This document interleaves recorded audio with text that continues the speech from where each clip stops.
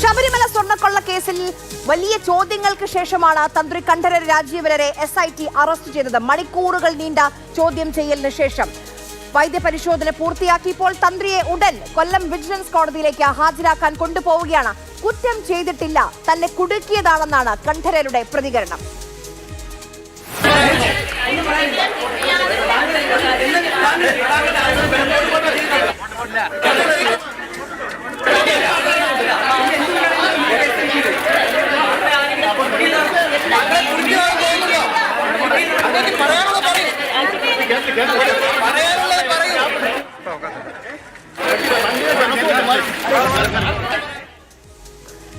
അമൽ തേനമ്പറമ്പിലും GS ഹരികൃഷ്ണയും നമുക്കൊപ്പം വിവരങ്ങളുമായി ചേരുന്നുണ്ട്. ആദ്യം അമലിലേക്കാണ്. അമൽ, എപ്പോൾ കോടതിയിലേക്ക് എത്തും?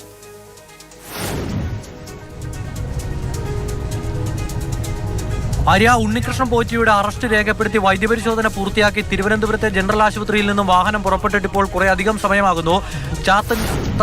തന്ത്രിയുമായുള്ള വാഹനം പുറപ്പെട്ടിട്ട് കുറെ അധികം സമയമാകുന്നു. വാഹനം ഇപ്പോൾ ചാത്തന്നൂരിലാണ്. വാഹനം എന്ന് പറയുമ്പോൾ വാഹന വ്യൂഹമാണ്. മുന്നിൽ വഴിതെളിക്കാനായി പോലീസ് വാഹനങ്ങൾ നേരത്തെ പോകുന്നു. അതിനാൽ വഴിയിൽ കാര്യമായ ബുദ്ധിമുട്ടുകളൊന്നും ഉണ്ടാകുന്നില്ല. ഇടയ്ക്ക് ഒരിടത്തും തടസ്സമില്ലാതെയാണ് ഇതുവരെയും എത്തിയത്. വഴിവഴി അടക്കമുള്ള പ്രതിസന്ധികൾ ഉണ്ടെങ്കിലും ഒരിടത്തും ഈ തിരക്കുള്ള സമയത്തും ഒരുവിധ ബുദ്ധിമുട്ടുകളും ഉണ്ടാകാതെ വാഹനം മുന്നോട്ട് പൊയ്ക്കൊണ്ടിരിക്കുകയാണ്. ഒരു ചാത്തന്നൂരും കഴിഞ്ഞ് മുന്നോട്ട് പോകുന്നു. കൊട്ടിയം അധികം താമസിയാതെ തന്നെ എത്തും. ഒരു 15 മിനിറ്റ് 20 മിനിറ്റാണ് പരമാവധി കൊല്ലത്തേക്കുള്ള ദൂരം എന്ന് പറയുന്നത്. മജിസ്ട്രേറ്റിന്റെ വീട്ടിലായിരിക്കും ഹാജരാക്കുക. വീട്ടിൽ ഹാജരാക്കിയിട്ടുണ്ടെങ്കിൽ സ്വാഭാവികമായും പ്രതീക്ഷിക്കുന്നത് ഒരു റിമാൻഡ് തന്നെയാണ്. 14 ദിവസത്തെ റിമാൻഡ്. അങ്ങനെ റിമാൻഡ് ചെയ്താൽ ഇപ്പോൾ നമ്മൾ കടന്നു പോകുന്ന അതേ വഴിയിലൂടെ തന്നെ തിരികെ ഒരു മടക്കയാത്ര. ആ മടക്കയാത്ര ചെന്ന് അവസാനിക്കുന്നത് തിരുവനന്തപുരത്തെ പൂജപ്പുര സെൻട്രൽ ജയിലിലാണ്. പൂജപ്പുര ജയിലിൽ ഇന്ന് കഴിയേണ്ടി വരുന്നത് മറ്റാരുമല്ല, ഈ കേസുമായി ബന്ധപ്പെട്ട് ദേവസ്വം ബോർഡ് മുൻ പ്രസിഡന്റുമാരുടെ കിടപ്പ് പോലെയല്ല, ശബരിമലയിലെ തന്ത്രി ഇന്ന് കഴിഞ്ഞുകൂടേണ്ടി വരുന്നത് തിരുവനന്തപുരത്തെ ജയിലിലാകുമെന്നുള്ള ഒരു ഞെട്ടിക്കുന്ന വിവരം ശബരിമല വിശ്വാസികളെ സംബന്ധിച്ച്, അയ്യപ്പ വിശ്വാസികളെ സംബന്ധിച്ച്, മലയാളികളെ സംബന്ധിച്ച് എല്ലാം ഇതൊരു ഞെട്ടലോടുകൂടി തന്നെയാണ് ഈ വാർത്തയെ നമ്മൾ കേട്ടത് എന്ന് പറയേണ്ടി വരും. കാരണം ശബരിമലയിലെ അയ്യപ്പന്റെ പൈതൃകം കാത്തു സൂക്ഷിക്കാനായി നിയോഗിച്ച ഒരാൾ, അയ്യപ്പന്റെ സ്വത്തുവകകൾ സംരക്ഷിക്കാനായി നിയോഗിക്കപ്പെട്ട ഒരാൾ, അങ്ങനെ ഒരാൾ അയ്യപ്പന്റെ സ്വർണം കട്ട കേസിൽ പ്രതിയായി ജയിലറയിലേക്ക് പോകുന്നു എന്ന് പറയുമ്പോൾ അത് ചെറിയ കാര്യമല്ല. ഇത്രയും നടന്ന അറസ്റ്റ് പോലെ അല്ല ഈ അറസ്റ്റ്. ഇന്ന് 9-ാം തീയതി എന്ന് പറയുന്ന ദിവസം അടയാളപ്പെടുത്തേണ്ടി വരും ഈ കേസുമായി ബന്ധപ്പെട്ടുള്ള അന്വേഷണത്തിൽ. കാരണം അത്ര നിർണായകമായ ഒരു അറസ്റ്റിലേക്ക് കടക്കുന്നു. അറസ്റ്റിലേക്ക് കടക്കുമ്പോൾ എന്തെങ്കിലും തരത്തിലുള്ള സംശയത്തെ മുന്നിൽ നിർത്തിയുള്ള ഒരു അറസ്റ്റല്ല, കൃത്യമായ തെളിവുകൾ ശേഖരിക്കാൻ കഴിഞ്ഞിട്ടുണ്ടെന്ന് ആത്മവിശ്വാസം പങ്കുവയ്ക്കുകയാണ് SIT.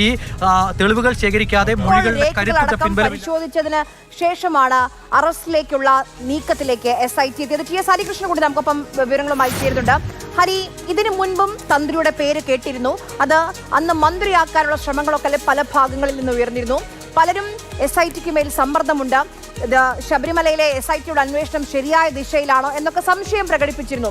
പക്ഷേ തന്ത്രിയെ അറസ്റ്റ് ചെയ്യുക അത് വളരെ നിർണായകമായ ഒരു വഴിത്തിരിവാണ് അന്വേഷണത്തെ സംബന്ധിച്ച്. പോറ്റി മുതൽ തന്ത്രി വരെയാണ്.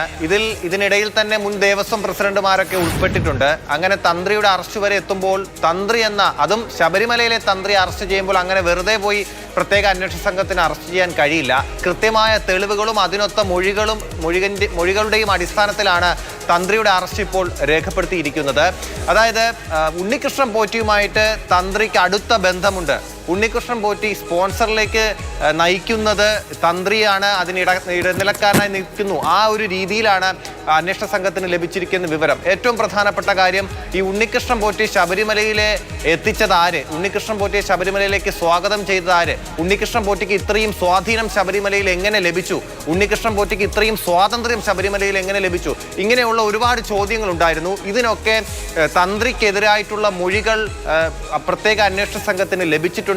ആ മൊഴികളുടെ അടിസ്ഥാനത്തിലാണ് ഈ അറസ്റ്റ് കൃത്യമായി നടന്നിരിക്കുന്നത്. നമുക്കറിയാം, കോടതിയുടെ ഭാഗത്ത് നിന്ന്, അതായത് ഈ അന്വേഷണത്തെ വളരെ നല്ല രീതിയിൽ മുന്നോട്ട് പോകുന്നു എന്ന് വിലയിരുത്തിയത് കോടതിയാണ്. കോടതിയുടെ നിരീക്ഷണത്തിന് പിന്നാലെ എന്തെങ്കിലും തരത്തിൽ ഒരു പഴുത്, പ്രത്യേകിച്ച് ശബരിമലയിലെ തന്ത്രിയുടെ അറസ്റ്റ്, അയ്യപ്പന്റെ പിതൃസ്ഥാനത്ത് നിൽക്കുന്ന ആളാണ് തന്ത്രി.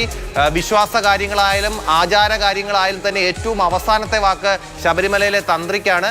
സ്വാഭാവികമായിട്ടും തന്ത്രിയുടെ അറസ്റ്റ് ഉണ്ടാകുമ്പോൾ അതിന് കൃത്യമായ തെളിവുകൾ വേണം, മൊഴികൾ വേണം. ഇല്ല എന്നുണ്ടെങ്കിൽ അതുകൊണ്ട് തന്നെ ഇതൊരു സ്രാവിൽ ഒതുങ്ങുന്നില്ല, വമ്പൻ സ്രാവല്ല, അതിലപ്പുറം ഉള്ള ആളാണിപ്പോൾ പിടിയിലായിട്ടുള്ളത്. അപ്പോൾ പോറ്റിയെ കയറ്റിയത് ആരെന്ന ചോദ്യത്തിന് തന്ത്രിയാണോ എന്നുള്ള ഉത്തരമാണ് ഇപ്പോൾ SIT നൽകുന്നത്.